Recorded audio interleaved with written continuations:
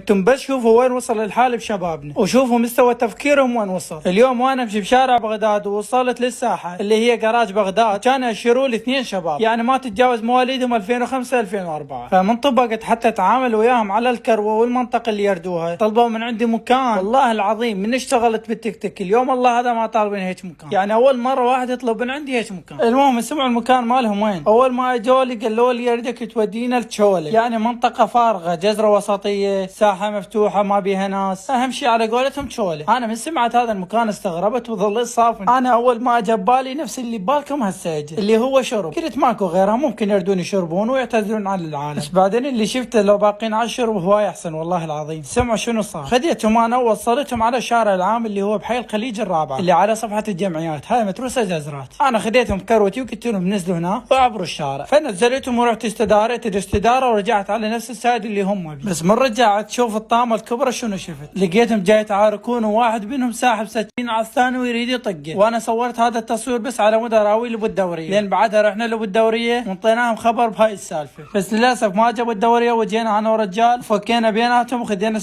من عندهم. انتم هسه سمعوا السالفه مالتهم شنو. واحد من عندهم من البصره بس من منطقه بعيده، والثاني من مركز المدينه اللي هو موجود عندنا. هذا اللي من منطقه بعيده ينشر على انستغرام وعلى برامج التواصل ويطلب المحافظات ويوميا رايح المنطقه ومسوي له عركه وعوث وشقاوات وما يخاف. وهذا شايف المقاطع مالته اللي هو مركز المدينه، قايل انت خذ زلمه تعال. هو ذاك جاي من ذيك المنطقه لهنا وصايره بيناتهم بس على مود واحد يصور الثاني وينشرون بالمقاطع. انا سؤالي وبالمختصر الحكومه والاهالي وين عنهم؟ جابوني بالله.